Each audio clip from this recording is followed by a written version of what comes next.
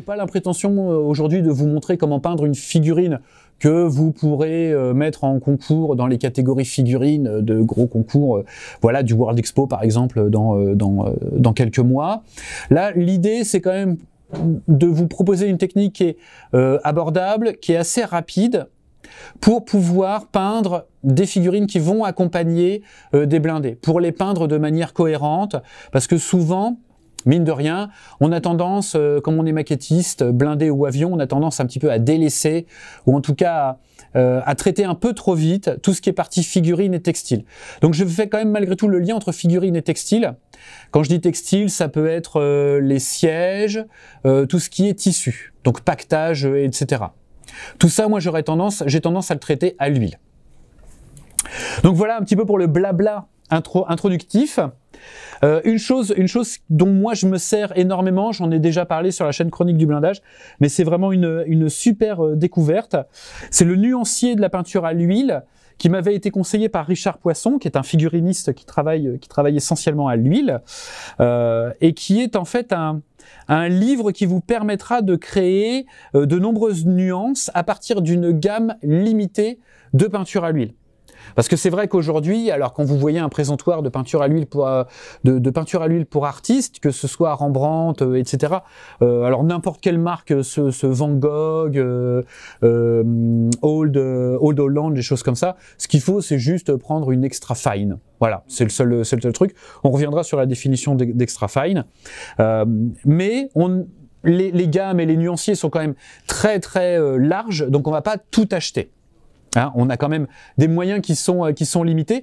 Et l'avantage de ce petit nuancier que vous pouvez trouver, alors vous pouvez trouver sur Amazon, mais vous pouvez également le trouver en France dans des magasins, les magasins d'art, hein, même sur Internet. C'est que vous avez du coup, alors voilà, on passe rapidement, mais vous avez une gamme qui est assez restreinte. Alors je me souviens plus, mais je pense que c'est 36 couleurs au total si vous voulez avoir accès à toutes les nuances qui vous sont proposées là. Donc mine de rien, ça reste assez abordable. 36 couleurs à l'huile. Et à partir de ça, vous voyez que vous avez donc des couleurs de base et ensuite une gamme de 1, 2, 3, 4, donc de 12 couleurs. À partir de ces 12 couleurs, mélangées à la couleur qui nous intéresse là, par exemple le bleu cobalt, eh bien vous allez avoir toutes les nuances possibles. Donc c'est intéressant parce que ce bouquin vous permet également de comprendre la composition en termes de pigments de différentes couleurs.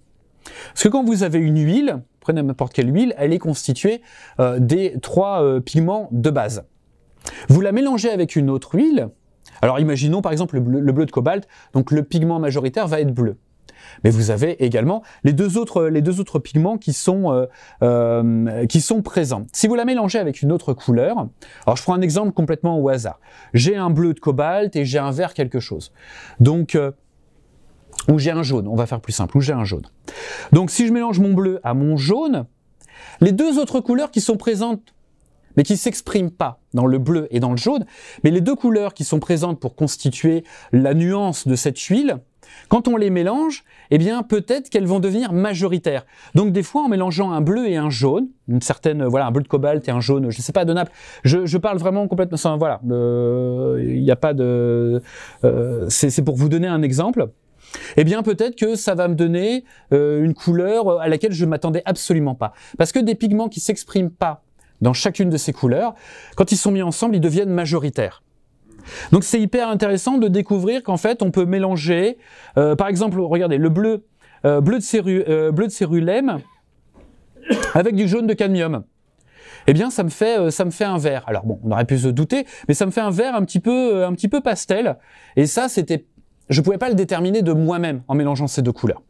Donc c'est pour ça que c'est hyper intéressant. Vous avez également dans ce petit livre, je vais passer rapidement, mais vous avez également un nuancier pour les visages. Alors c'est plus pour les tableaux, mais mine de rien, ça peut vous donner des pistes. Un teint très foncé, un teint café au lait, un teint jaune olive et une teinte pâle, avec les tonalités de sombre par mélange avec d'autres couleurs qu'on vous donne, et les tonalités lumineuses. Donc ça c'est plutôt sympa, parce que ça vous fait une guideline, et vous pouvez vous baser là-dessus. Donc vous n'avez pas besoin de rechercher. Si je mélange, je sais pas, je prends 2 couleurs complètement au hasard dans ma boîte. Si je mélange du bleu de cobalt clair et de l'écarlate, je suis pas forcément sûr de ce que ça va me donner. Ça va pas forcément me donner un marron. Mais est-ce que ça va me donner un marron orangé? Est-ce que ça va me donner un marron plutôt vert? Donc c'est tout l'intérêt de ce nuancier que j'utilise à chaque fois que je dois peindre des textiles ou des visages. Vous avez vu un petit peu toute la gamme de roses que vous pouvez avoir. Donc c'est un petit bouquin qui vous coûte moins de 15 € et qui est hyper pratique. Vous le voyez d'ailleurs, j'ai mis des post-it partout, je me fais des pense-bêtes, voilà.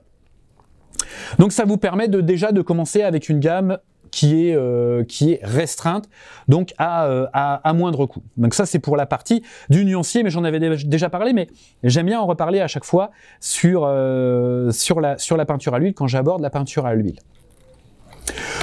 Toujours d'un point de vue théorique, au niveau palette, alors j'ai fait une erreur dans les vidéos, si vous suivez un petit peu les vidéos sur les chroniques du blindage, j'ai parlé de palette pelable. Il ne s'agit pas d'une palette pelable mais d'un bloc palette. J'ai découvert en fait que la palette pelable c'était complètement autre chose, c'est une palette en fait dans un matériau qui, une fois que la peinture est sèche, vous pouvez retirer la peinture comme une peau. Alors j'ai pas testé pour l'huile, je pense que ça marche très bien pour l'acrylique, parce que l'acrylique sèche relativement vite, mais la peinture à l'huile, je sais pas si ça peut s'enlever comme une peau. Donc c'est un bloc palette, c'est-à-dire que c'est un bloc avec des feuilles, donc j'en ai d'avance. Voilà, donc vous avez en fait des feuilles, une fois que vous avez terminé et que vous n'avez plus besoin de vos mélanges, vous enlevez la feuille et vous passez à la feuille suivante, et la première feuille, vous pouvez la jeter. Ça vous évite, alors je sais que c'est pas forcément très écologique, mais ça vous évite du nettoyage, sachant que l'huile, quand vous faites des pâtés comme ça d'huile, c'est très long à sécher. Donc ça c'est pour l'idée. Une autre chose aussi, je sais que les maquettistes aiment bien faire dégorger leur peinture à l'huile. Moi je fais pas dégorger mes peintures à l'huile, parce que dans une peinture à l'huile, on a un liant, et le liant il sert quand même à quelque chose. L'huile de lin il sert quand même. Donc faire dégorger son huile, c'est comme travailler avec des pigments et de les faire d'une pâte de pigment et de travailler ensuite avec de la pâte de pigment. Donc je ne fais pas dégorger sur du carton, des choses comme ça.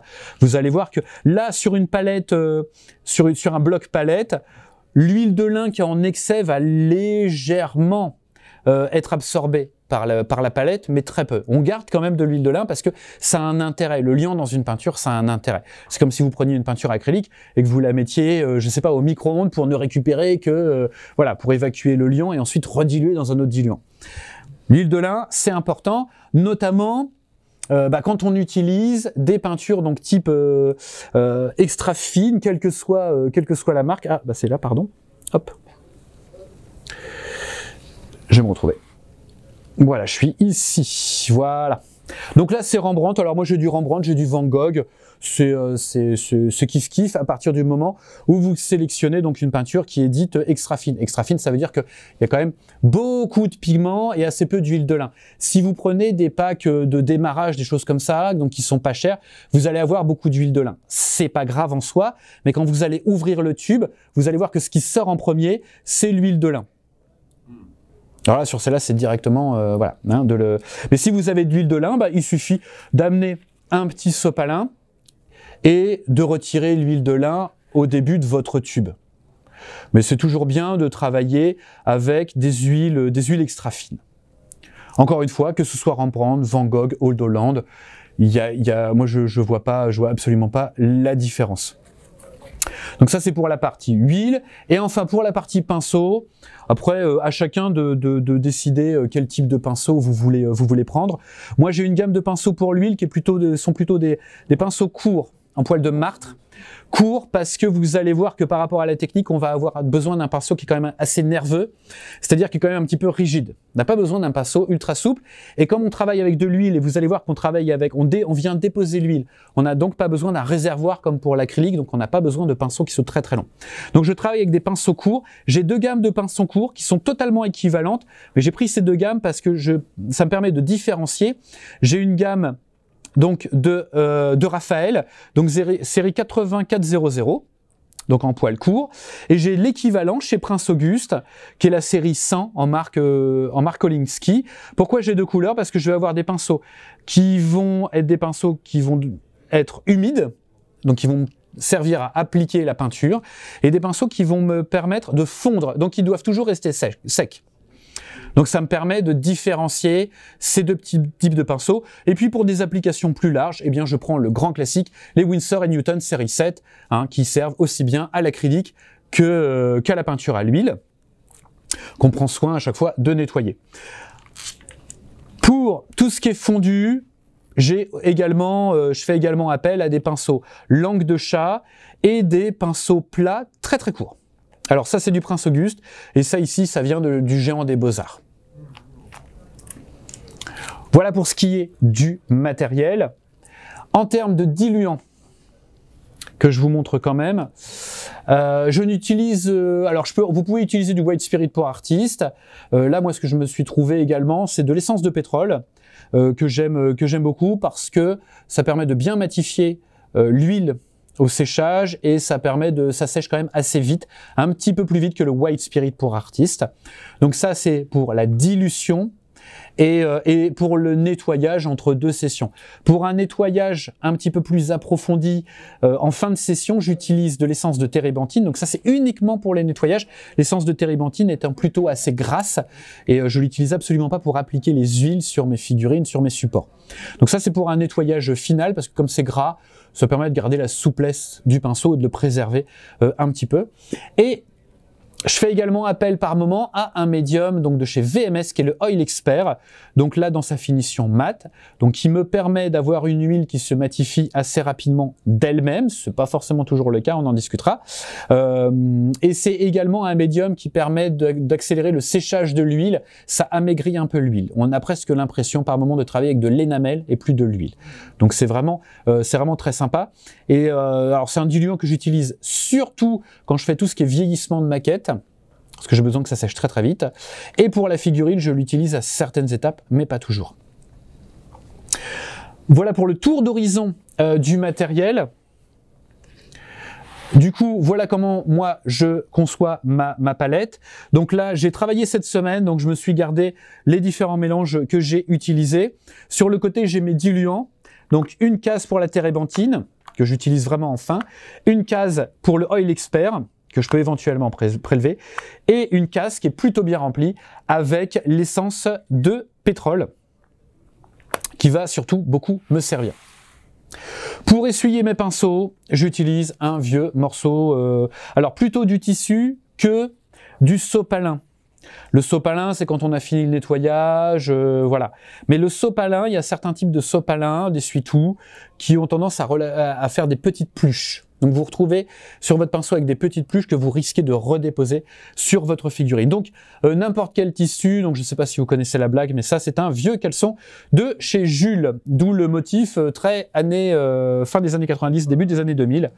Donc c'est totalement, voilà, c'est pas du tout Fashion Week, mais je les utilise, voilà, je les utilise pour ça. J'en ai qu'un morceau, et vous voyez, j'utilise pas mal. Donc c'est de l'ombre brûlée, ne vous inquiétez pas. C'est un caleçon, mais c'est de l'ombre brûlée. Il était propre. Il était propre, bien sûr. Voilà, on va attaquer. Alors, voilà, un petit tour d'horizon de ce que ça donne. J'espère que vous avez... Normalement, c'est net. Donc là, il s'agit de la figurine du brancardier français Première Guerre mondiale de chez Blitz. Donc là, j'ai fini ce que j'appelle la session à l'huile. Donc j'ai déjà marqué les ombres, les éclaircies, comme je vais vous montrer juste après. Et là, c'est dans la phase de séchage. Donc, vous voyez que c'est devenu plutôt mat. Et je vais éventuellement reprendre certains détails. Donc on a le brassard, hop, voilà, donc le brassard qui n'est pas tout à fait terminé, la croix est pas terrible, là, donc je vais la reprendre. J'ai également des ferrures à reprendre sur les armatures du brancard, et je trouve, alors je me laisse toujours presque une semaine en fait de recul par rapport aux figurines, parce que j'ai tendance à pousser des fois un petit peu les éclaircies et les ombrages, parce que l'huile au séchage, les ombres et les éclaircies vont avoir tendance à s'atténuer au séchage. Donc les valeurs en fait sont diminuées au cours du séchage. Donc du coup je me laisse voilà, je laisse bien sécher puis je regarde si j'ai besoin de revenir dessus. Si j'ai besoin de revenir dessus, c'est soit par des toutes petites retouches, soit par des filtres, des glacis. Notamment pour atténuer si je trouve qu'il y a des éclaircies qui vont trop loin, s'il y a justement des valeurs qui sont excessives. Là peut-être sur les guêtres, je trouve que c'est un petit peu loin. Donc je vais passer un filtre global de la couleur de base pour atténuer ma différence entre ombre et lumière. Mais voilà, sinon, donc là, tout a été traité à l'huile, sans base acrylique, donc directement sur un apprêt noir et blanc. Donc du noir, ensuite j'applique du blanc en zénital à l'aérographe, hein, en apprêt Prince Auguste, et ensuite j'attaque direct. Les visages ici, pareil, qui sont en cours, voilà, en cours de séchage, donc directement à l'huile, sur une base noir et blanc. Alors l'avantage des apprêts, c'est que ça facilite l'accroche de la peinture. Ils sont pas totalement lisses, donc ça facilite bien l'accroche de la peinture à l'huile, comme je vais vous montrer l'application. Et là, on a une figurine. Donc il s'agit d'un membre d'équipage char 1940. Donc j'ai décidé de lui faire, au niveau de son pantalon et de sa veste, le modèle en lin bleu. Mais vous aviez à l'époque également un modèle en coton kaki. Je trouvais que ça changeait un petit peu de faire quelque chose en bleu de travail. On a la première session d'huile sur le manteau. Et là, j'ai choisi quand même de vous montrer une application sur une base acrylique. Parce que travailler directement sur un apprêt noir et blanc, il faut quand même avoir un petit peu l'habitude de voir comment se comporte votre huile. Notamment sur des couleurs claires, c'est quand même bien. Si vous avez un textile, quelque chose qui est très clair, c'est quand même bien d'avoir une sous-couche acrylique. Le problème de la sous-couche acrylique par rapport à la sous-couche énamel qu'on appliquait il y a encore quelques années, c'est que la sous-couche acrylique, les acryliques, notamment Prince Auguste, sont des vinyliques. Donc c'est des très belles peintures qui se tendent très très bien, sauf qu'elles sont lisses. Elles sont parfaitement lisses. Ce qui fait que du coup, vous allez avoir un problème d'accroche quand vous allez venir appliquer votre huile. Alors moi, le petit contournement que je fais, c'est qu'une fois que j'ai peint mes bases acryliques, alors pour peindre une base acrylique, vous commencez par un mélange 50-50 eau acrylique au pinceau. La première passe, elle est quand même très diluée, donc elle se voit assez peu, et vous multipliez les passes jusqu'à 4 passes, sachant que la dernière passe, c'est quasiment de l'acrylique pur que vous allez venir appliquer. Et vous avez comme ça quelque chose une couleur qui est bien dense, bien homogène. Donc ce que je fais, moi, pour contrer le côté trop lisse de cet acrylique, c'est que je mets un vernis mat, alors je ne l'ai pas pris avec moi, mais c'est le vernis mat VMS, qui du coup va me redonner un petit peu l'aspect d'un apprêt, parce que comme c'est mat, je vais avoir une meilleure accroche de mon huile. Donc voilà, je pense que j'ai fait à peu près le tour de tout ce qui est blabla. Donc on va pouvoir commencer. Donc j'ai la première phase d'huile sur le veston. Donc vous avez vu, on est satiné là. C'était très brillant. Je l'ai fait hier. J'ai fait hier matin, ouais, avant de partir. Donc c'est encore un petit peu brillant. On laisse encore sécher. Si demain, après-demain, c'est pas encore sec et que j'estime que mon travail est terminé, j'appliquerai un vernis mat VMS pour bien matifier la chose. Mais là, pour le moment, je laisse sécher, parce que vous allez voir que quand on applique l'huile est brillante. Donc au bout d'un moment, c'est assez difficile de se rendre compte des valeurs qu'on a mis, éclaircies, ombrage, parce que ça brille. Nos éclaircies brillent, donc c'est assez difficile de se rendre compte. Donc on attaque, alors j'ai gardé mes mélanges, alors si je me souviens de où je les ai mis. Oui, alors voilà, alors moi j'ai travaillé comme ça, donc du coup je me souviens mieux, voilà. Le vernis mat VMS, c'est une valeur sûre, c'est le meilleur vernis mat de l'univers. Non, vraiment, non, vraiment. Chez VMS ou chez notre partenaire Domino Model. Ah ouais, vous le trouvez également sur d'autres sites français maintenant qui ont décidé de stocker la marque VMS. Le vernis mat. Le vernis brillant est très bien aussi, mais le vernis mat, il est révolutionnaire. C'est un vernis de travail et en même temps un vernis de finition. Quand je dis vernis de travail, c'est-à-dire qu'une fois que vous l'avez appliqué, que vous l'avez laissé sécher 12-24 heures, vous pouvez venir travailler avec des solvants dessus, énamel, il n'y aura aucun souci. Quelque chose qu'on n'a pas avec les vernis vinyliques. Les vernis vinyliques, Prince Auguste, Amo, etc. sont des vernis de finition. Si vous commencez à trop taper dessus avec des filtres, avec du diluant énamel, ça va peler. Vraiment, ça va peler. Donc le VMS, il est vraiment très bien. Et en vernis de finition, c'est un vernis super mat. Il ne blanchit pas, il ne ternit pas le résultat. Vous avez vraiment juste, c'est mat, c'est tout. C'est pas terni, donc les effets que vous aviez pu mettre, qui sont peut-être éventuellement un peu trop subtils, eh ben vous les verrez toujours. Alors qu'avec d'autres vernis mat, ça a tendance à écraser, ça a tendance à ternir, et des fois ça a tendance même à blanchir, voilà, c'est assez problématique.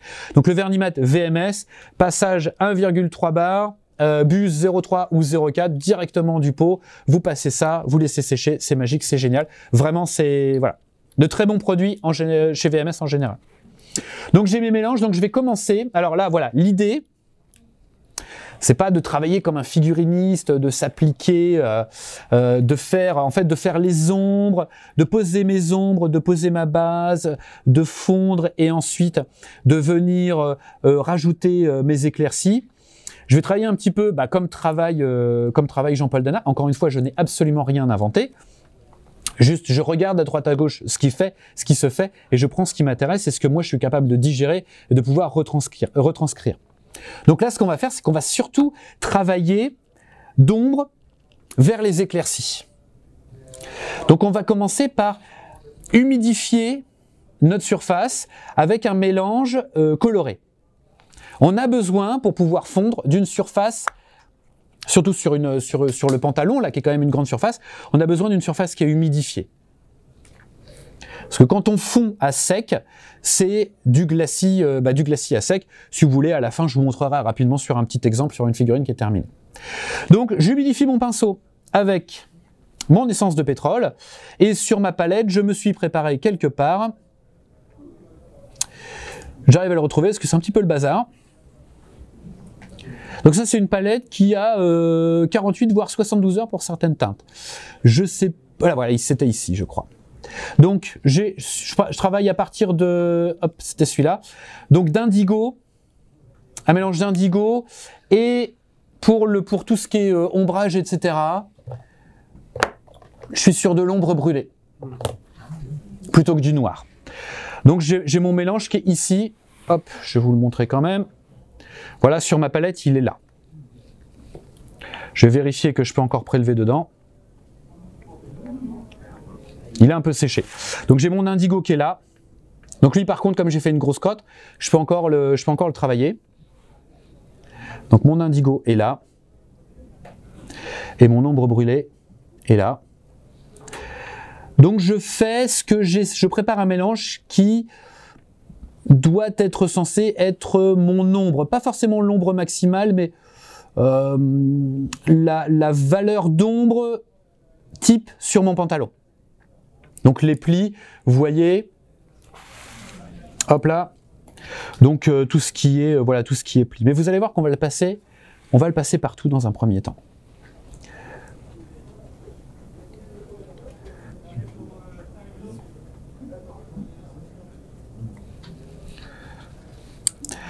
Là, comme je fais dégorger, c'est sur mon sopalin et pas sur mon slip. Hein. Et je vais préparer un mélange. Je vais vous montrer là, quand même, il faut que je vous montre la densité de la chose, si vous arrivez à le voir. Préparer quelque chose qui serait un lavis, un jus, hein, j'aime pas le terme, mais voilà, si vous le comprenez, c'est pas plus mal. Un jus épais, d'une teinte qui est plus foncée que ma teinte de base.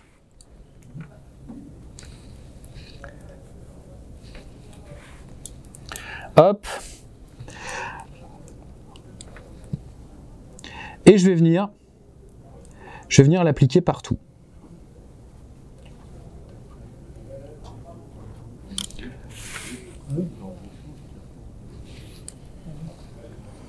Il faut que la teinte soit bien liquide et vous voyez qu'elle est, elle est pas opaque. Hein. Ça, vous allez voir, on s'en fiche complètement. Il faut juste en mettre partout.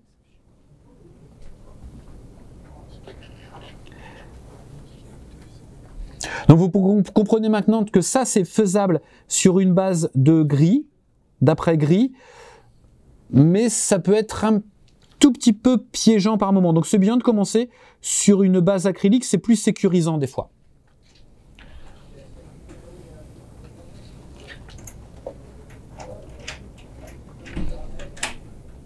Oui. Dites-moi si je sors du champ. Hein.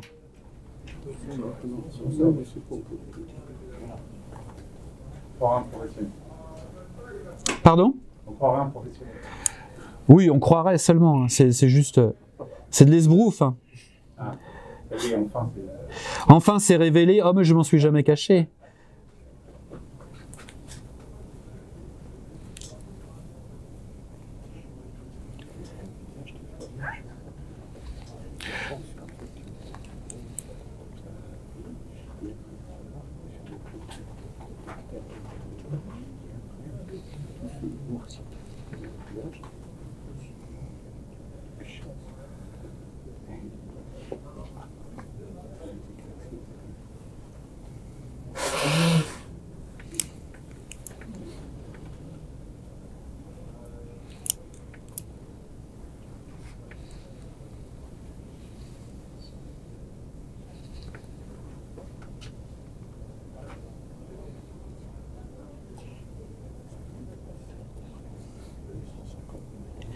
Ces phases-là, c'est intéressant si vous avez des questions. Je n'ai pas besoin d'être super appliqué. Donc si vous avez des questions, je peux en même temps vous répondre. La teinte de base est acrylique? La teinte de base, c'est acrylique. Mais pour pouvoir faciliter l'accroche, j'ai passé un coup de vernis mat par-dessus. Donc d'un vernis mat de travail, moi j'ai utilisé le VMS. Si vous faites ça avec un vernis mat vinylique, je ne vous garantis pas que vous puissiez travailler, tirer votre peinture. Sinon, vous pouvez directement travailler sur un après gris.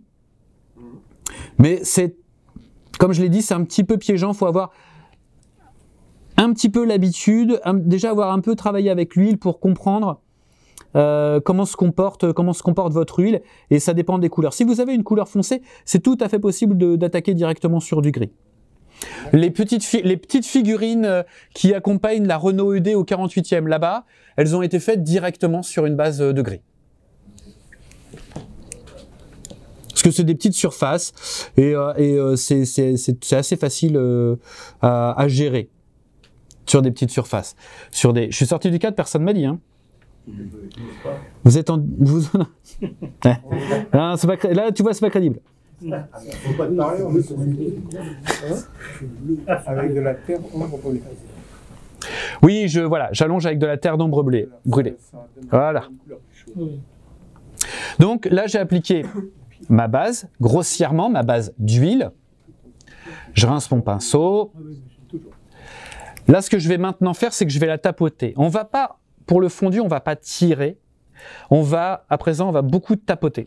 Énormément. Comme c'est une grosse surface, je vais tapoter avec ma langue de chat. Alors, comme ça va. Je vais, et alors, j'appuie pas. Je reste vraiment. Il faut que ce soit très très léger. Je suis tout juste en contact. Alors, ça me permet d'étendre, d'homogénéiser ma peinture, et en même temps, en tapotant, je la matifie un petit peu. Ce qui va faciliter quand même le travail derrière. Parce que travailler sur une surface qui est totalement brillante, au bout d'un moment, c'est très compliqué de se rendre compte des valeurs d'éclaircie, des valeurs d'ombre et même de base. Donc là, à la fois, j'homogénéise et en même temps, je matifie, vous voyez. Pas la peine que ce soit pareil, hein, super bien homogénéisé. L'idée, c'est qu'on est dans les ombres, qu'on ait quand même quelque chose qui est assez dense.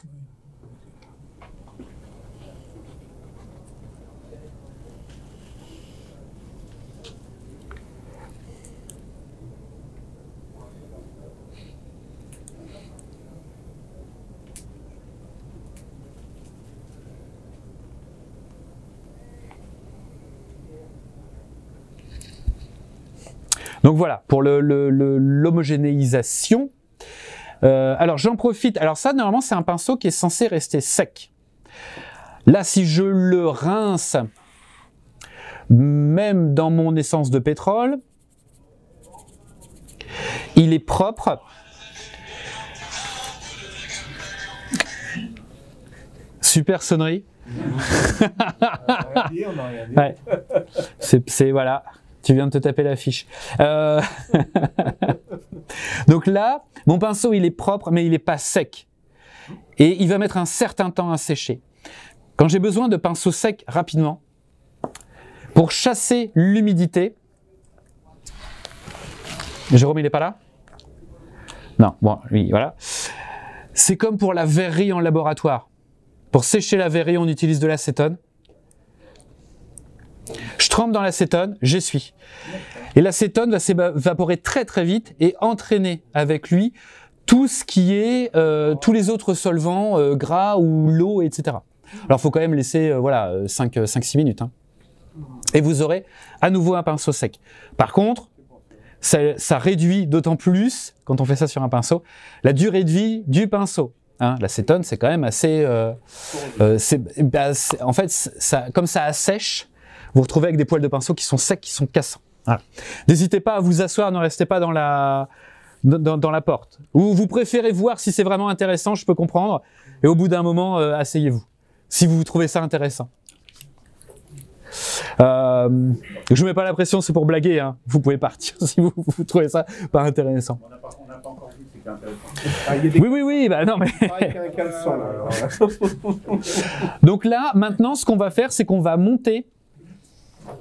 On va monter dans les éclaircies. Donc je vais me préparer un mélange qui est censé être ma base. Donc je vais prendre peut-être un pinceau un petit peu plus petit.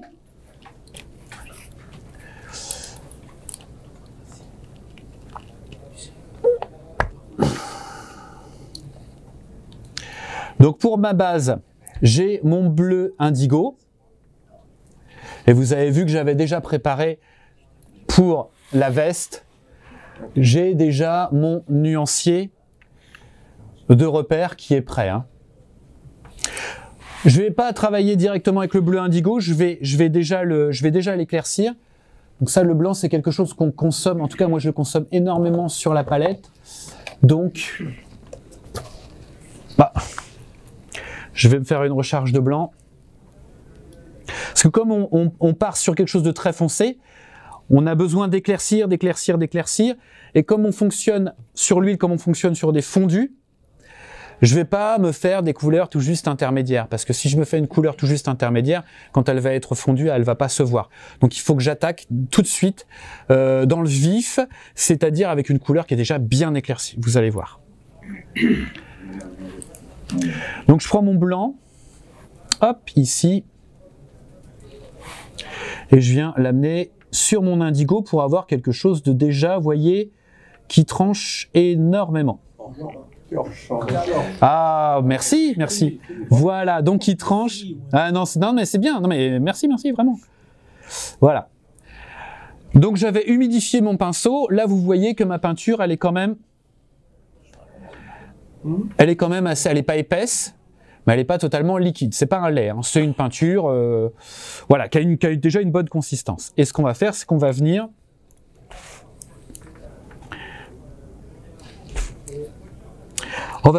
eh bien, commencer à placer. Et là, par tapotis, hein, on ne tire. Alors, si j'applique ma peinture en la tirant comme ça va retirer la couche qui est en dessous. C'est quand même de la peinture c'est une fine couche qu'on a placée. On est sur une couche humide qui est quand même très très fine.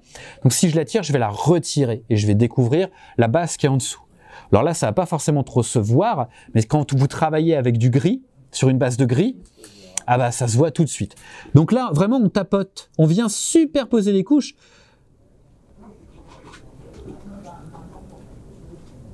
Et on met là où il doit y avoir des éclaircies. Donc vous avez vu qu'au bout d'un moment, sur le bout de mon pinceau, la couleur, elle se fond également.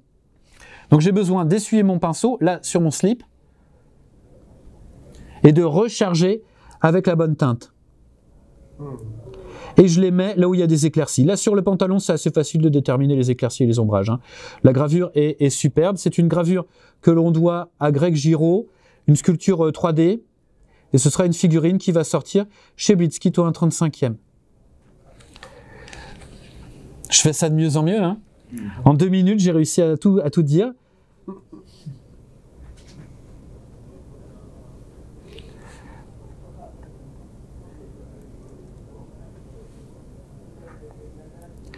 Donc on tape assez global, hein, sur le premier éclairci, hein. On laisse vraiment que les ombres, pas les ombres bien marquées. C'est-à-dire que tout le reste, on va venir et on tapote, hein.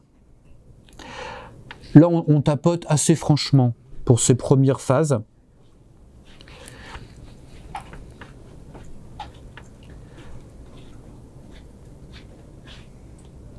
Vous voyez qu'en tapotant, ça commence pratiquement déjà à se fondre, hein. Donc on voit, et c'est ça l'avantage, moi c'est ça que j'aime à travailler comme ça, c'est qu'on voit tout de suite la chose presque se faire sous nos yeux.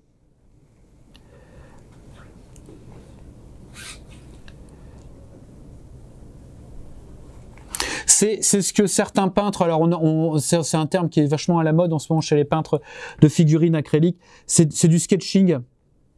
C'est-à-dire qu'on pose grossièrement notre éclaircie, on pose nos ombres grossièrement, et pour l'acrylique, après, ils reviennent avec des glacis pour atténuer les transitions.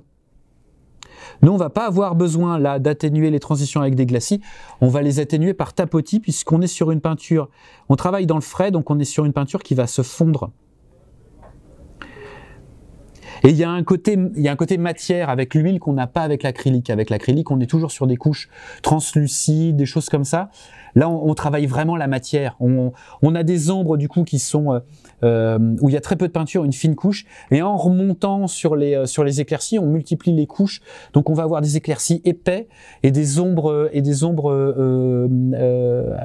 sur une fine couche. Et c'est très intéressant ce côté matière. Notamment sur du textile.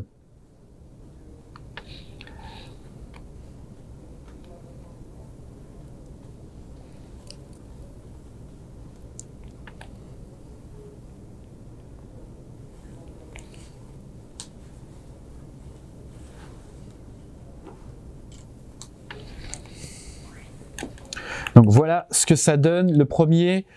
On va parler de première éclaircie éventuellement. Donc première éclaircie. Là maintenant, il faut que je vienne fondre. Je vais pas fondre, on n'en est pas encore là, je vais pas fondre la transition entre lumière et ombre, je vais tout fondre globalement, mais en tapotant légèrement. Donc là, je viens prendre un pinceau plat un petit peu plus fin. S'il veut bien se laisser prendre.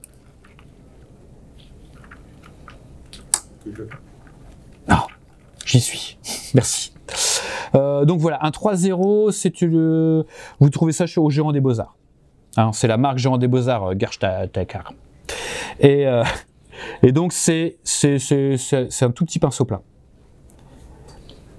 Et on va venir survoler, on survole vraiment. On n'appuie pas. On survole juste.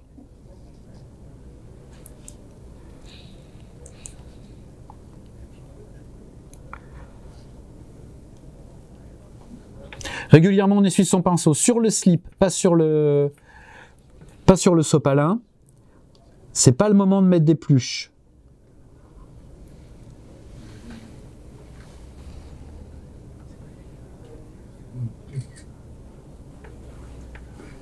J'appuie pas, hein, vous avez vu, c'est vraiment le bout du pinceau qui vient toucher la surface.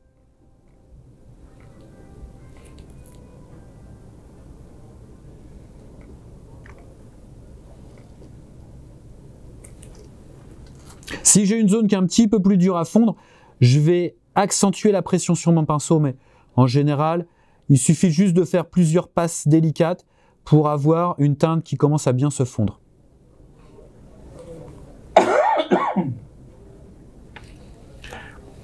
Donc voilà sur la première jambe. Donc vous avez vu, je commence l'intensité de mon éclaircie disparaît et on va monter comme ça progressivement. Ça va forcément s'atténuer, mais on va monter. On va monter dans les éclaircies. Hein.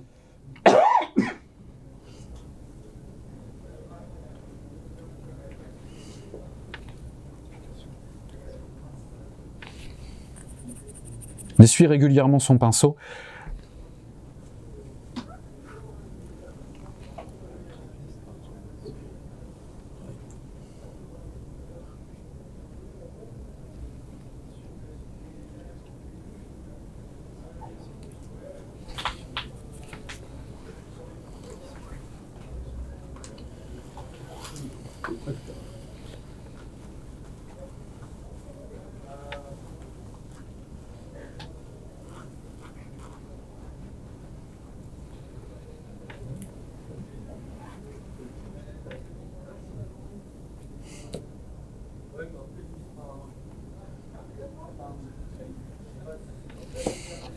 Donc voilà pour cette première phase. Et maintenant, on va monter de manière un petit peu plus franche dans les éclaircies. Donc j'ai... Excusez-moi. Bon, c'est beaucoup plus classique. Hein, maçonnerie, hein, je m'en excuse d'ailleurs. Les produits VMS sont acryliques ou enamel? Pour les vernis, c'est acrylique. Donc il se dilue avec un... Si dilution il faut, ce sera de l'eau. Mais moi je les dilue pas, les vernis VMS, je les passe directement. Mais les vernis sont acryliques. Après les produits, le Oil Expert par exemple, c'est plutôt base enamel. Base solvant de type enamel. Donc je vais éclaircir la base que j'avais tout à l'heure. Donc je viens et je rajoute du blanc.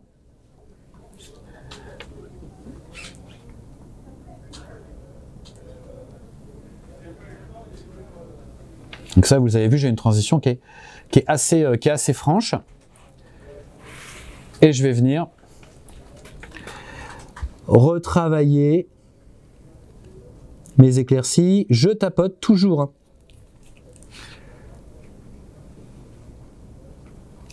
Là, comme j'ai une couture, hop, j'avais oublié. Autour de la couture, ça peut être sympa de part et d'autre de la ligne de couture de mettre un éclairci. Ou une éclaircie, je ne sais jamais.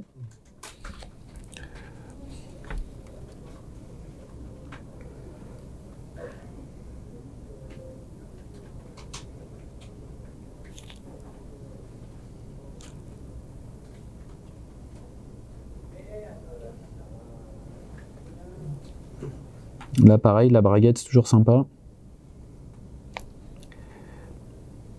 Mettre en évidence la braguette, c'est toujours sympa. J'arriverai pas à faire un truc cohérent, à dire quelque chose qui... Donc je vais arrêter là.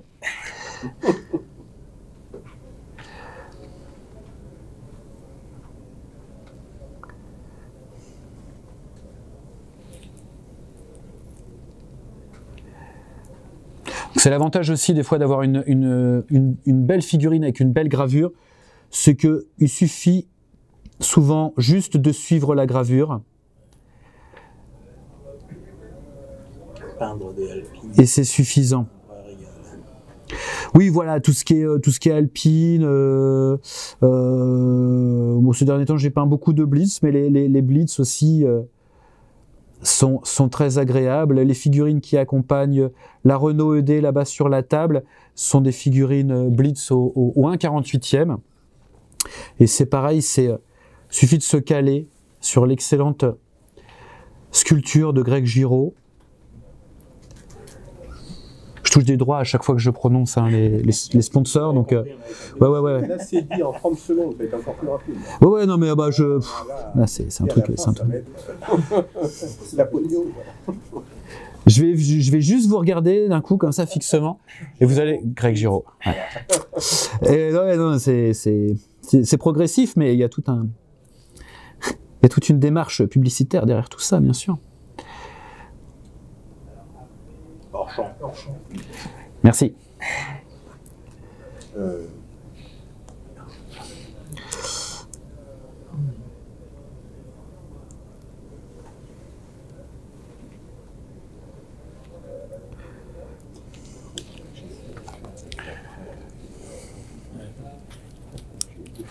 Et hop, et on y va. Donc je suis sur le deuxième ou la deuxième éclaircie. Et là, on commence à travailler de manière un petit peu plus concentrée sur les surfaces. Et je vais faire mon tapotis, en 2 fois. Là, je fais un tapotis général. Je ne m'impose pas de bien fondre la couleur. Ouais, merci.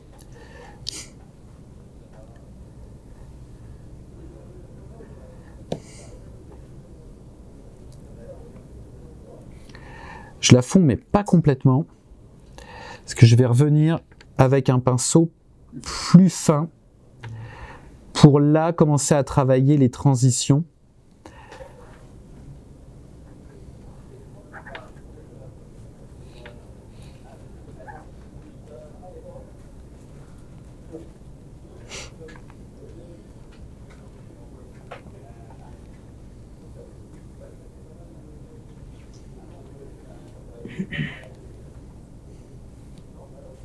Alors, c'est en même temps une technique qui vous permet de faire du batch painting.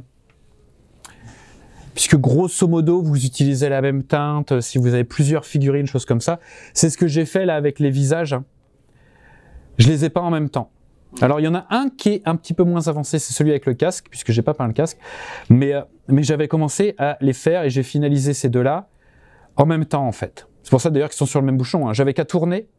Hop, j'avais juste qu'à tourner mon bouchon et ça me permettait de peindre trois visages en même temps. Donc là j'ai... C'est la même technique les visages que les... Oui, c'est juste, du coup, il faut être un tout petit peu plus... voilà, on utilise des pinceaux de plus petite taille, mais c'est exactement la même technique. On monte les éclaircies, et là, éventuellement, je pourrais reprendre avec des glacis de magenta, si je veux réchauffer le visage, ou des glacis de vert ou de bleu, mais alors de bleu très foncé si je veux les refroidir, si je veux donner une tonalité. Mais là, ils sont bien... là, je voulais qu'ils aient une bonne mine, en fait. Donc, ils sont j'allais dire rougeaux, ils sont plutôt dans des tons rouges. Le brancardier, par contre, je voulais vraiment qu'il ait une mine terne. Et donc, on est plus sur des ombres avec une forte proportion de vert. Elles sont aussi blitz, ces figurines? Oui, le brancardier disponible également en 1/48e. www.blitzkit.fr blitz-kit.fr. Ah, pardon? Il y a, ouais, 35e, ouais. Et il y a même aussi du 65 mm. Il décline, c'est l'avantage de la conception 3D, c'est qu'on peut ensuite décliner aux différentes échelles. Donc là, je vais prendre ma série de pinceaux de chez Prince Auguste, donc martre court, série 100, pour venir travailler les transitions de manière un tout petit peu plus précise. Et toujours en tapotis, ouais. Ah ouais.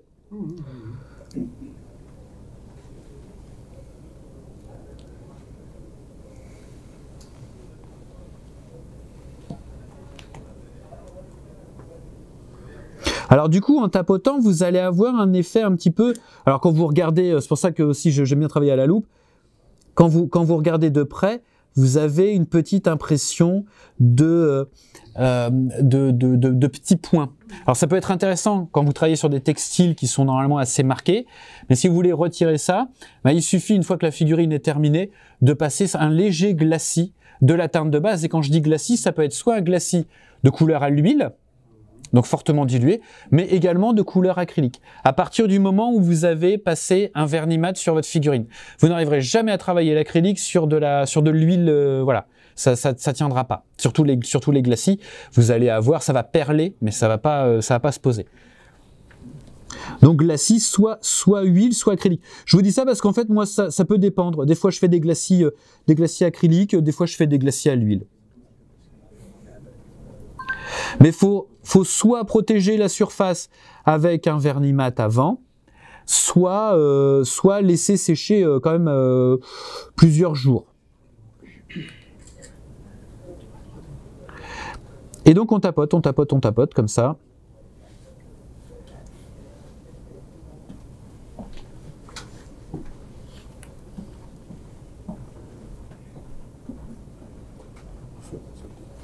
Et pareil, on appuie très peu, hein, c'est juste vraiment l'extrémité du pinceau, les derniers petits poils qui touchent la surface. Mais là, plus sur les transitions. Ouais, plus, oui, parce que j'ai fait un premier passage en tapotant pour aplanir un petit peu mes éclaircies, et ensuite je reviens là sur les transitions. Parce que si je tapote de manière globale comme ça jusqu'au bout, il y a un moment donné, je vais tout éclaircir de la même manière. Je vais finir par taper dans mes ombrages, et c'est pas ce que je veux.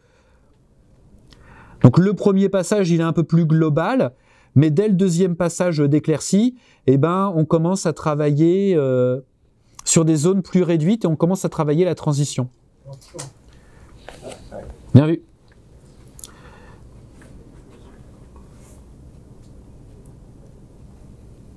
Là, par exemple, d'avoir le nez dessus, ça me permet de constater que j'ai oublié d'ajouter un éclairci, en fait, ici.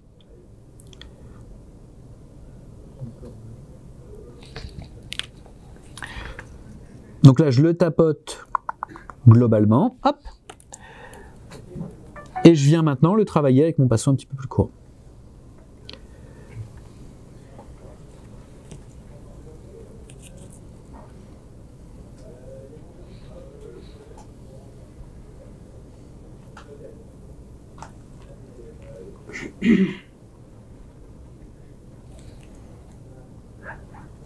Et alors, si vous constatez que vous avez fait une erreur dans le positionnement de l'éclaircie, vous avez à disposition votre ombre et vous pouvez juste venir retravailler en tapotant l'ombre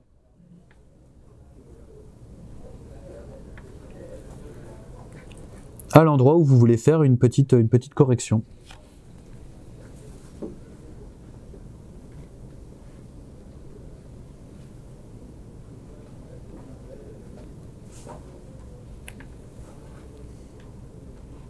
Et avec cette technique, en fait, par exemple, on ne va pas aller chercher à l'intérieur, entre les jambes. On va laisser juste bien foncer comme ça. C'est inutile d'aller créer, parce que le risque, c'est de créer des éclaircies dans un endroit, des éclaircies de même valeur entre les jambes et à l'extrémité sur la cuisse, voilà. Et là, ça va pas être cohérent si vous avez un éclairci. Donc, vaut mieux laisser dans l'ombre et éclaircir les parties qui sont visibles. C'est comme sous les bras, etc. Ça sert à rien d'aller s'emmerder à faire un magnifique éclairci super fondu sous le bras si le gars il a le bras comme ça, vous voyez.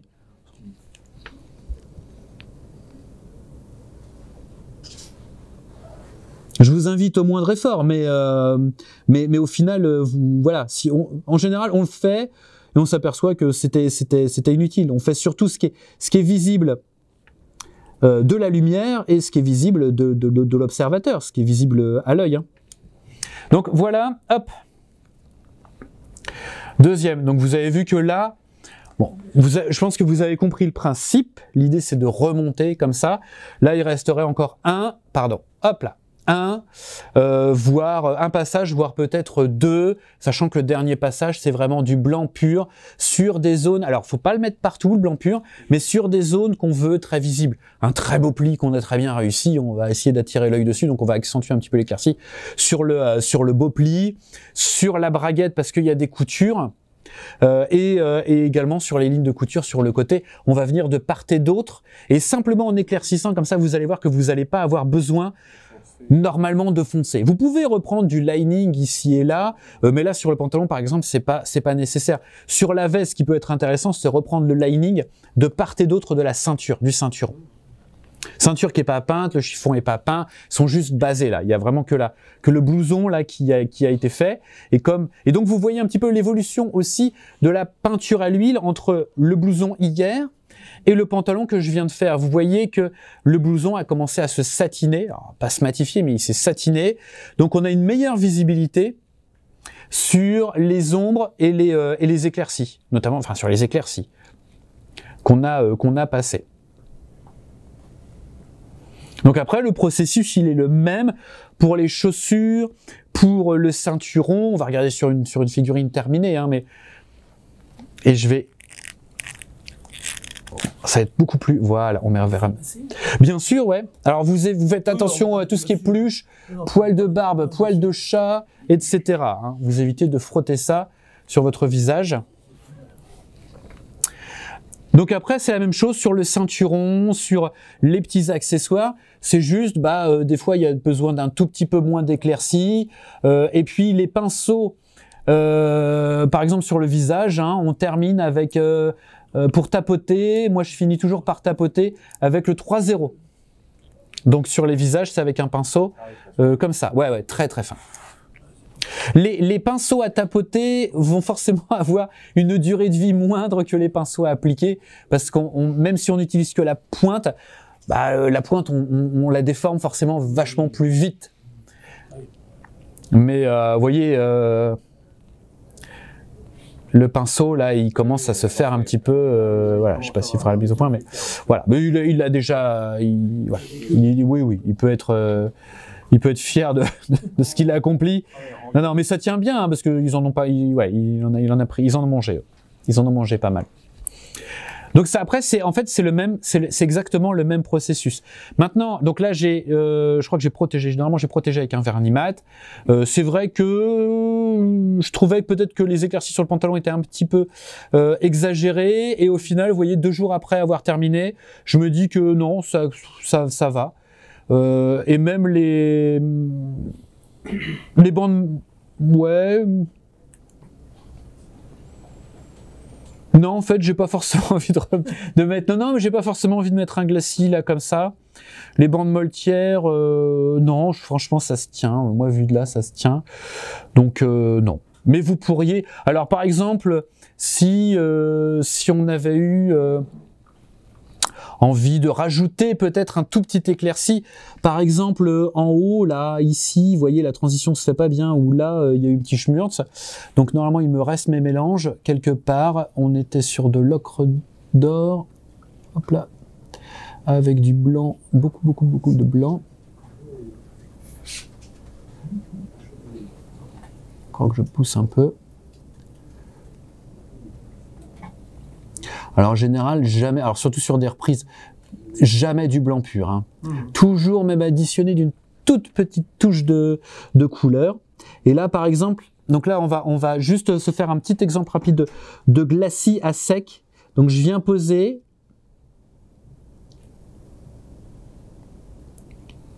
Là où je veux éventuellement accentuer mon éclaircie. C'est juste pour vous montrer là. Hein. Et je viens tapoter mon glacis à sec.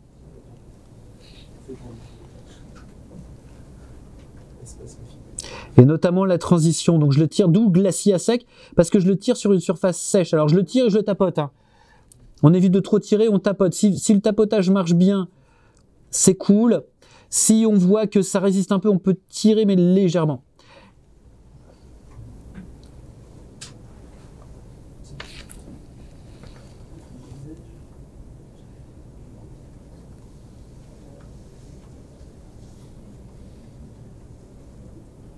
J'effleure, encore une fois, j'effleure la surface comme je faisais tout à l'heure, mais là sur une surface sèche. Voilà, ce qui permet d'avoir une petite transition sur mon éclaircie. Je vais faire la même chose là, parce que si j'oublie après, ça va sécher et ça va être la misère. Alors je vais utiliser un tout petit pinceau plat. Alors Rikiki de chez Rikiki. Mais il a des poils courts et il est plutôt nerveux, le voici.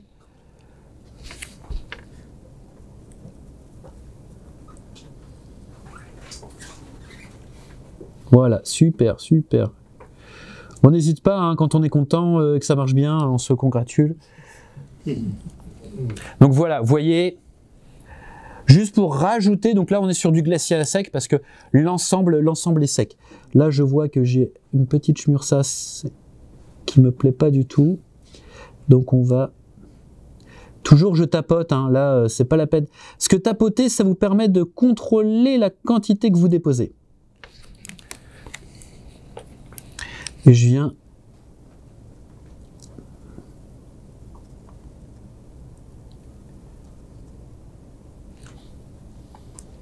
tapoter au niveau de la transition. Hein. Je tapote au début sur la peinture à l'huile pour l'homogénéiser un petit peu, et puis après je viens travailler sur la transition. Bon là clairement il va falloir que je fasse plusieurs glacis successifs pour rattraper cette petite schmurce que j'avais pas vue, mais voilà. Donc ça, c'est le glacis à sec. Et alors, même chose pour les visages, vous pouvez venir ajouter une toute petite pointe d'éclaircie sur le nez, sur éventuellement des zones comme ça où vous voulez avoir un bel éclairage et vous estimez qu'après séchage, c'est pas assez accentué, c'est pas assez visible. Et du coup, le pendant du glacis, c'est le filtre. On va s'en faire un pour le fun. Donc il me faut pour le filtre, il faut un beau pinceau. Hein. Là, avec un réservoir, ça peut être pas mal pour le coup. C'est pas indispensable, mais ça peut être pas mal. Et on va se faire un filtre.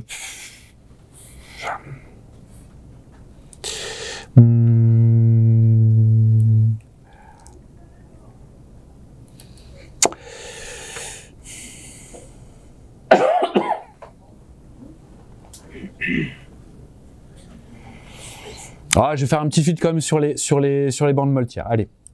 Donc je prends ma couleur de base des bandes moltières qui est ici en fait. Hop, sur ma palette, donc ici. Hein. Ça c'est ce qui m'a permis de faire le bleu horizon.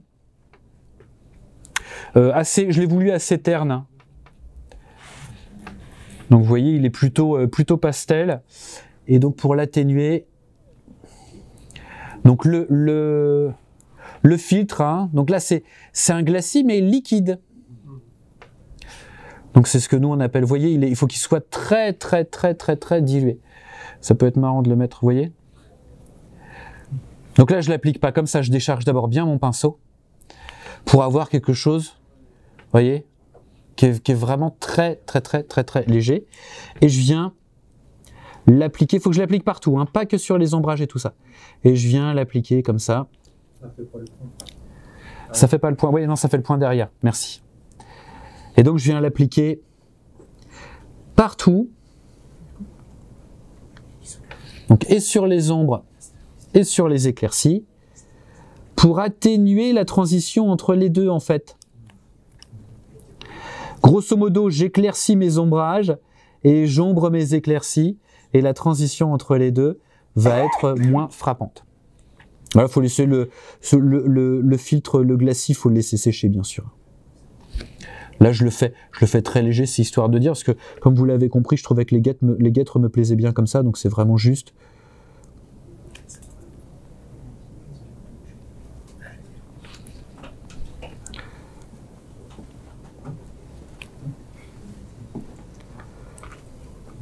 Voilà, pour atténuer la transition entre les deux.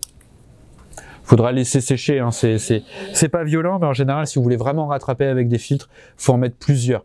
D'où l'avantage dans ce cas-là de travailler avec des filtres acryliques. Parce que vous passez votre filtre acrylique, un coup de sèche-cheveux, il est sec, voilà. Bon, vous connaissez la différence de séchage, c'est pas du tout le même principe, c'est pas la même nature, la peinture à l'huile et la peinture acrylique. La peinture acrylique, elle sèche par réévaporation du solvant. La peinture à l'huile, elle ne sèche pas par évaporation du solvant, elle sèche par oxydoréduction à l'air. Donc c'est pour ça qu'on peut accélérer cette réaction par la chaleur des lampes UV, par un chauffage quand on a des pièces en plomb, on les met au four à 30-40 degrés, c'est suffisant, mais parce que la chaleur va être un catalyseur pour la réaction d'oxydoréduction, mais quoi qu'il arrive, vous savez bien, vous l'avez remarqué, quand mon solvant à l'huile s'évapore, ma peinture n'est pas sèche. À l'inverse, quand toute l'eau s'est évaporée de l'acrylique, elle est sèche.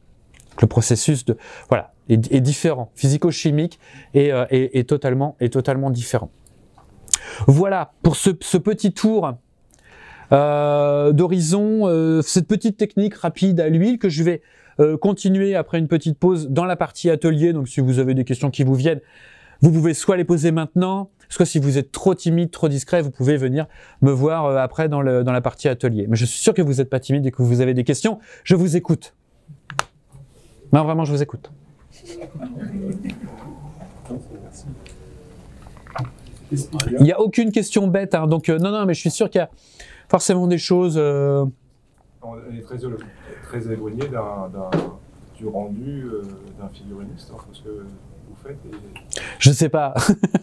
non, mais après, je pense qu'après, c'est une technique qui vous autorise à aller beaucoup plus loin. Là, je vous montre les bases pour déjà commencer à avoir des belles transitions. Moi, j'aime bien les dégradés qui sont avec de très belles transitions, qui sont très smooth, c'est-à-dire qui sont des belles transitions qui sont très douces et pas des trucs francs. Donc c'est pour ça que l'huile, comme ça permet de travailler dans le franc, on peut toujours revenir sur une petite transition qui est un peu limite, hop, je tapote, tant que j'ai pas tout bloqué avec mon vernis mat, voilà. Et donc vous pouvez vous arrêter quand vous êtes satisfait, donc vous pouvez aller hyper loin avec cette technique, donc vous pouvez éventuellement, après avec de la maîtrise et tout ça, ce dont j'ai pas forcément la prétention, mais avec beaucoup de maîtrise, si vous travaillez beaucoup ce type de technique, vous pouvez aller super loin, faire des effets métal non métalliques des figurinistes, traiter des métaux, donc non, on n'est pas très loin, mais là je vous présente la base. Après, une fois que vous avez ça, vous pouvez continuer à aller hyper loin, vous pouvez, une fois que ça c'est fait, qui est un petit peu la base des valeurs éclaircie ombrage, aller beaucoup plus loin et reprendre vos ombres, retravailler vos transitions, aller un petit peu plus loin et tout ça. Dans le cadre d'une sellette, c'est parfait. Ouais, je pense que ça tient la route par rapport à une maquette qui est bien peinte et bien vieillie, ouais. Là, pour le coup, sans fausse prétention. Alors, par exemple, il y a des couleurs qui sont beaucoup plus difficiles à maîtriser que d'autres. Les rouges, les jaunes. Alors les rouges pas forcément. Les rouges pas forcément. Et du coup le nuancier aide vachement à voir comment va se comporter la couleur quand elle est éclaircie avec du blanc. Que je cherche ça. Ah bah il est. Alors comme j'en parle depuis un moment, j'ai peur qu'il soit épuisé. Chez Cultura, c'est disponible chez Cultura. Si vous voulez acheter français chez Cultura, ils le commandent, ils l'ont. Voilà. Après il y en a d'autres des nuanciers, mais moi je travaille avec celui-là qui est plutôt bien. Et parce que dans celui-là, j'avais déjà presque la moitié des teintes qu'on a tous à peu près déjà. Terre de sienne brûlée, terre de sienne naturelle, terre d'ombre naturelle, terre d'ombre brûlée. Le jaune de Naples, on l'a parce que le jaune de Naples, ça fait des années dont on sait que le jaune de Naples, rapidement, c'est même en glacis à sec ou en brossage à sec, c'est une peinture qui éclaircit toutes les autres couleurs. Le jaune de Naples. Et donc moi je peins exclusivement à l'huile. Hein. Donc et c'est vrai que faire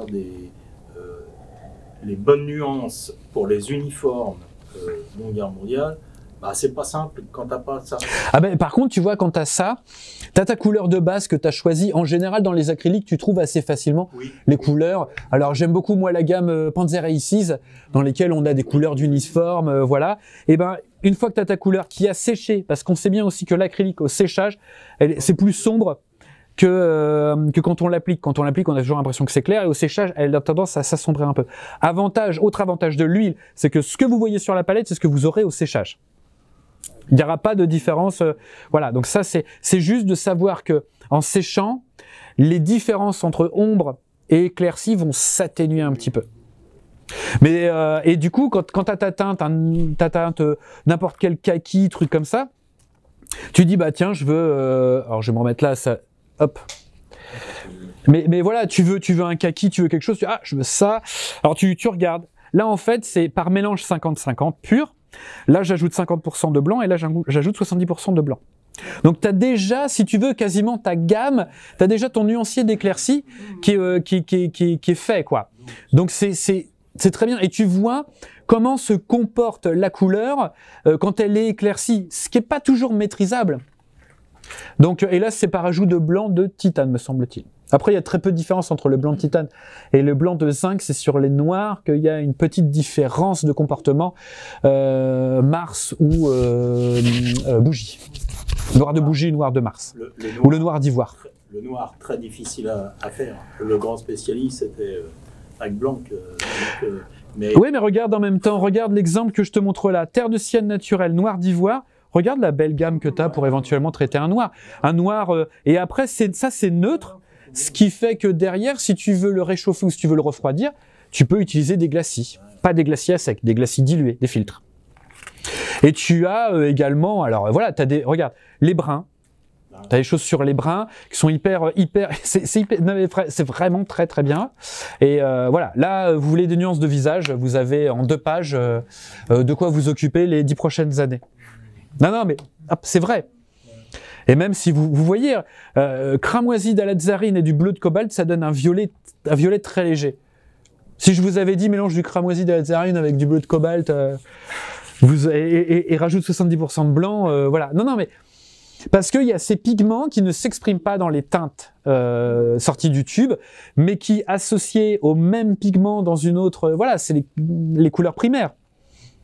Eh ben, elles vont s'exprimer... voilà, violet de Mars, vert de vessie, le vert de vessie complètement éteint. On n'a plus du tout de vert, là. Oui, c'est fou, ça.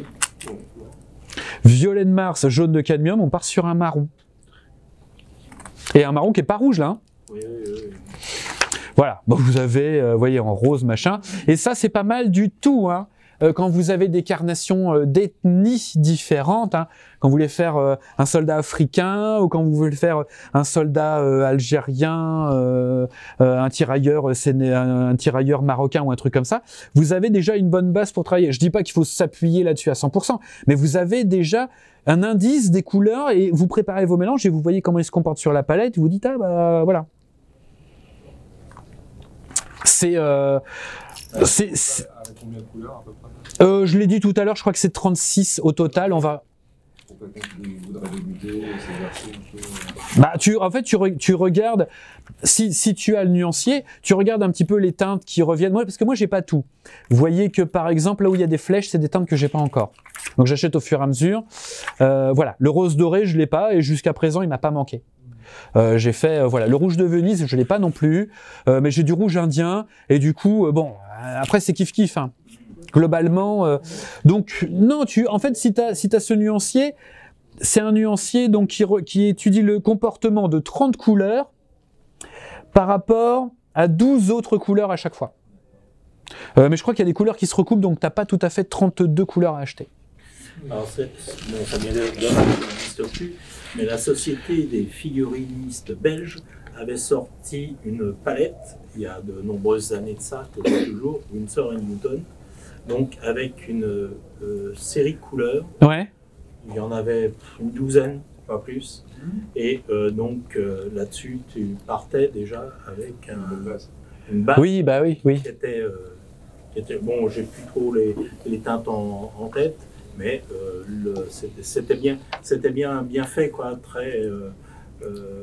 très didactique en fait. Oui. Voilà, c'est ça. Et donc c'est un peu ce qui manque dans le domaine de la figurine actuellement, des associations de figurinistes qui poussent sur ce sujet. Bah après, l'huile... Je termine, et parce que l'acrylique, justement, est venu bouffer l'huile complètement. Alors, il n'y a pas il faut pas... l'huile, enfin l'acrylique n'est pas un antagoniste de l'huile ou des choses comme ça. C'est juste qu'aujourd'hui, d'un point de vue marketing, en huile, tout est déjà disponible. Van Gogh, Rembrandt, Old Holland, et j'en passe, et des meilleurs. C'est-à-dire que du coup, on va pas réinventer la roue parce que tout a été fait. Les gammes, elles sont là. On n'a pas des newsletters de chez Rembrandt en disant on a sorti une nouvelle couleur. Non, mais voilà, parce que c'est des couleurs classiques qui sont utilisées depuis un siècle, 2 siècles, 3 siècles, voire plus pour certaines. Par contre, en acrylique, on peut sortir un set avec la même couleur mais qu'on a référencé autrement. Voilà, chez Rembrandt, il pourrait pas faire ça, il se ferait assassiner par les peintres de tableaux et des choses comme ça. S'il sortait voilà. Et parce qu'en même temps, il y a un truc qui est posé, le rouge indien, ça doit être le rouge indien, la composition du rouge indien doit être grosso modo le même chez Rembrandt, Van Gogh et Old Holland, donc en tout cas dans la gamme extra fine. C'est vrai que pour l'acrylique, le set, par exemple pour un soldat américain, enfin un phare américain, il suffit de prendre le set et on a tout de suite les couleurs. Ouais. Parce que là, ça demande quand même une recherche quand même. Après, à voir. Moi, j'aime bien. Le rendu, c'est pas le même. Quand on voit de l'acrylique et de l'huile, ça n'a pas le même rendu. Mais c'est vrai Bah, une fois que c'est sec, ça peut avoir le même rendu. Hein. pour l'huile, ça demande quand même une recherche. Oui, mais n'est-on pas justement... alors, moi, je préfère passer 1 heure à me poser des questions sur mes mélanges, plutôt que d'utiliser, alors c'est peut-être un peu bête ce que je vais dire, ou même voire prétentieux, plutôt que d'utiliser les mêmes teintes que tout le monde, ou les mêmes teintes que je vais utiliser sur... Est-ce qu'on a envie de... Enfin, moi, j'ai pas forcément envie de faire des soldats américains avec l'uniforme de la même couleur tout le temps. Comment, du coup, tu nuances 4 soldats américains qui sont sur un diorama et dont les uniformes n'ont pas le même vécu? 4 soldats américains dans le Pacifique, il y en a un qui a touché son uniforme récemment parce que l'autre était déchiré, et l'autre qui le tient depuis 3 débarquements ou 4 débarquements dans le Pacifique. Tu joues avec les ombres et puis les... Tu peux même jouer avec un truc comme ça, tu peux même jouer avec les teintes. Hein. Tu peux quand même, en fait, pour vraiment dissocier les... Oui, mais du coup, dans ce cas-là, tu commences à te poser des questions de mélange, et le principe du set tout prêt... C'est quand même pour ça. Parce que pour quelqu'un qui n'est pas spécialiste, je dirais que c'est pas son domaine de prédilection la figurine. Par exemple, oui. faire un diorama. Je me permets, j'espère que ça dérange personne. On va mettre beaucoup l'accent sur la maquette en elle-même, la maquette de blindé. Moi, je ne suis pas par exemple un spécialiste de la figurine. Bon, c'est vrai que ça donne une autre vie, une mise en situation de la maquette, de la figurine. Mais ça te demande, si on veut travailler sur de l'huile, si tu as une... quand même, Bah, après, si tu veux travailler sur de l'acrylique, tu as quand même des passages, tu as pas mal de passages. Grosso modo, même quand j'ai travaillé à l'acrylique, ce qui était vraiment c'était une contrainte. Je le vivais très très mal de peindre des figurines à l'acrylique. Peindre des figurines à l'huile, c'est beaucoup plus plaisant en fait. Je trouve ça beaucoup plus plaisant et agréable à faire. J'ai essayé que l'acrylique. Ceux avec qui j'ai... Oui.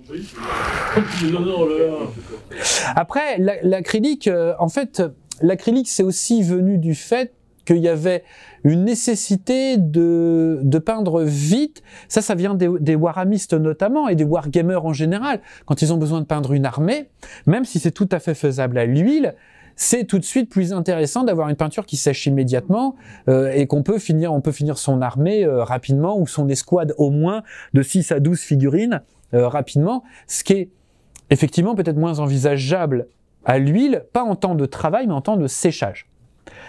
Et encore, qui a besoin d'avoir 4 figurines dans les 4 jours en termes pour les maquettistes? Donc il faut s'accorder, à partir du moment où on décide de mettre des figurines à côté d'un véhicule, il faut savoir que les figurines vont nous prendre, 4 figurines, ça prend autant de temps qu'un véhicule. Ah oui, mais ça, donc du coup, je pense que c'est aussi la question à se poser, est-ce que je rajoute des figurines parce qu'elles vont apporter un plus en termes de mise en scène, de dynamisme et tout ça, mais aussi en termes visuels, elles vont être homogènes par rapport à ce que je propose sur mon blindé? Parce que ça peut être, ça peut casser, ça peut baisser le niveau. Alors c'est pas le bon terme, mais je pensais concours, donc dans ma tête, voilà. Mais ça peut du coup réduire l'effet, tous les effets ou la beauté d'un blindé parce qu'on a mis à côté des figurines qui ont des yeux comme ça, une bouche comme ça, ou alors qui sont comme ça ou qui sont comme ça. Regarde là-bas, il y a un mec qui arrive. Non mais je rigole, mais on le voit tout le temps et on en fait encore. Enfin moi aussi, hein, ça, les yeux, c'est une vraie torture. Enfin, sauf qu'il faut, en fait, les yeux, faut les faire orienter, jamais les faire au milieu. Comme ça, vous serez tranquille.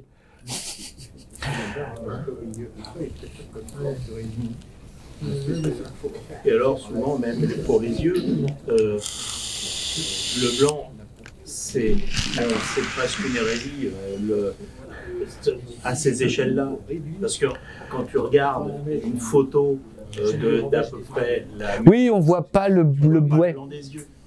Oui, mais après, on n'a pas tous des visages avec des lumières hyper marquées, des trucs.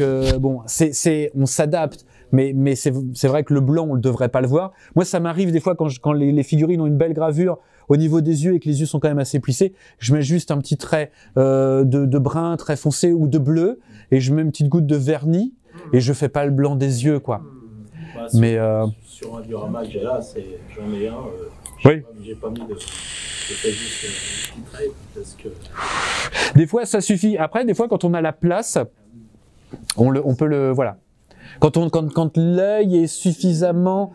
Et qu'on le sent aussi. Il y a une question de... Voilà, qu'on se dit, ouais, là, si je veux créer un scénario, j'ai besoin d'avoir un regard qui est tourné par là ou un regard qui est tourné en l'air.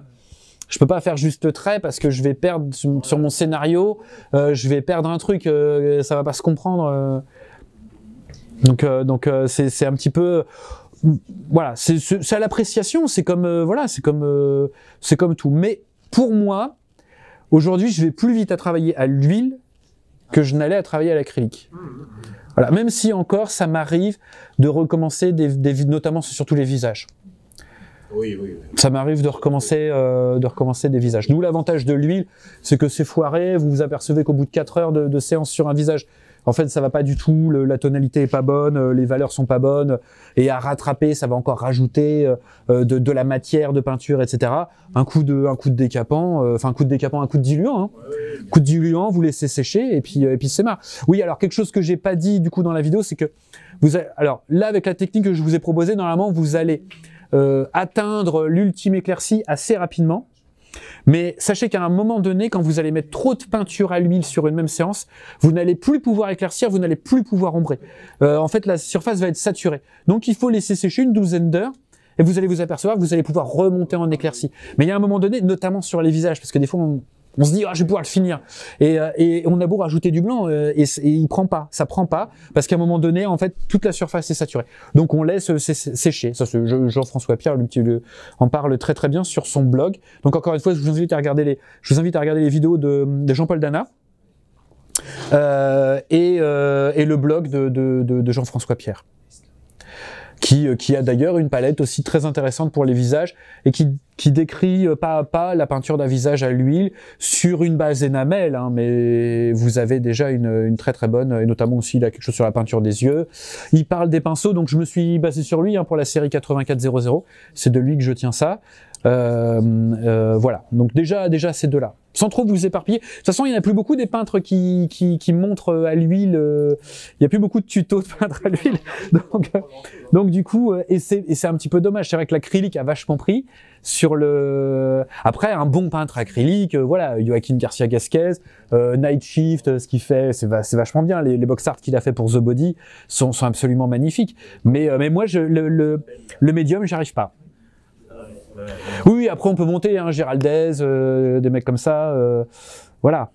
Mais et c'est des résultats qu'on peut obtenir en utilisant de l'huile. Hein. Jean-François Pierre, allez voir ses pièces.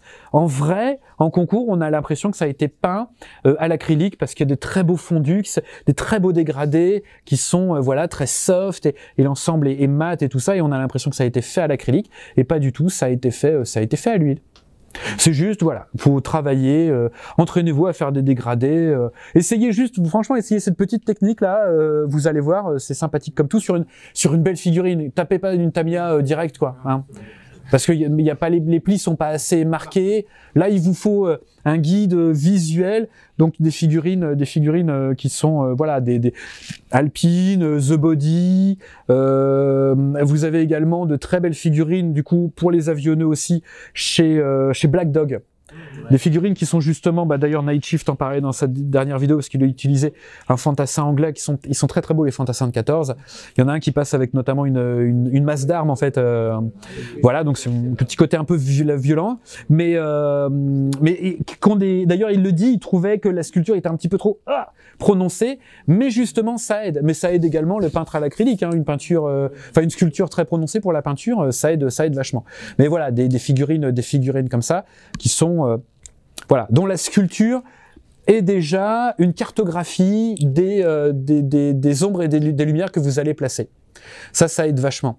Ça aide vraiment bien. Et après, vous allez voir que vous allez faire vachement ressortir certaines choses. Je pense notamment sur le... Je vais la mettre ici parce que ça va être plus simple, mais... Hop, en enlevant le fond parce que sinon, voilà. Et vous allez accentuer certains détails. Là, je pense à la peau de mouton, hein. Au gilet en peau de mouton, ça va vous permettre, voilà, de faire, par exemple, tous les petits cordons, les petits lacets, c'est vraiment peinture pure. Et en tapotant, vous allez peut-être tapoter 4 fois, il n'y a qu'un moment où votre pinceau il va toucher. Et c'est ce moment-là. Mais en tapotant, vous avez vraiment une maîtrise. Si vous cherchez à faire une ligne dessus, c'est là où vous allez trop appuyer, ça va dégueuler de chaque côté. Vous allez là, en tapotant, c'est impec et ça vous et la peinture en plus, elle tient mieux. Hein.